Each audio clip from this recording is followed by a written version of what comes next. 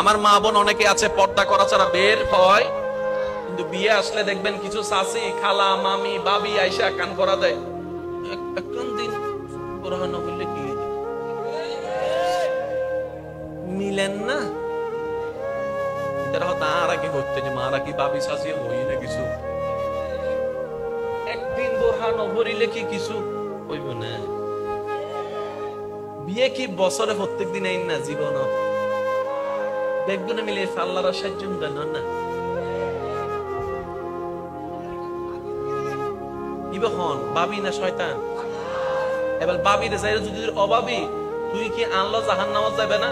অত টাকা বুঝছি না, আরে জাহান্নামের রাস্তা বেগিলে রাহাইতে লাগবে তো হদ ও হন্য বাড়ি তুমি কি হই হন্য বাড়ি। আসলে শয়তানে কেন বুঝছে হত্যা নি, শয়তানে আর বইনুরে মনে মনে বোধ গুতাই বরহান করিস, ফর্দানো করিস, ফর্দানো করিস। আর ভাই আর বইনে ইমানি শক্তি দিয়ে হইতে দুনিয়া উল্টি জব তোর হত ইন্টান্ন আল্লাহর হত নিয়ম দে, আল্লাহর হত নিয়ম দে। শয়তানে যাতে ল্যাং হন পাবে মানি ন পারে বাবির দি হওয়াই হারান ইতে জানে বাবির হতার আইবেল লইলো ইয়া কি বুঝুত ফাজ্জুন্ন না। কিছু কিছু বন্ধু আছে ওটা নামাজের টাইম এসু আছে ও মুদেরি ফরিবি দেরি হন্ডে এগুলো টাইম ইবহন ওয়া আছে শয়তান নুসিনের ইবহন বাফে হইলে ইবেরন্তি বরগজি দেখনে জোরা হন ইবেরন্তি বরগজি হনে। তুই ইন্টারত ফরজ, কলেজত ফরজ, ভার্সিটিত ফরজ, তোর হন বয়ফ্রেন্ড নাই, তোর হন গার্লফ্রেন্ড নাই, কেন জোরা হদ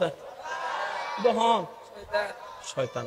শয়তান দুই ভাবে হামলা করে, মনে থাকবে ইনশাআল্লাহ। একটা হচ্ছে আপনার ভিতরে ভিতরে হামলা করবে, আর একটা হচ্ছে আপনার পরিচিত মানুষকে দিয়ে হামলা করবে। যখনই সে হামলায় শিকার হবেন আপনি সাথে সাথে বলবেন আউযু বিল্লাহি মিনাশ শাইতানির রাজিম, আউযু বিল্লাহি মিনাশ শাইতানির রাজিম।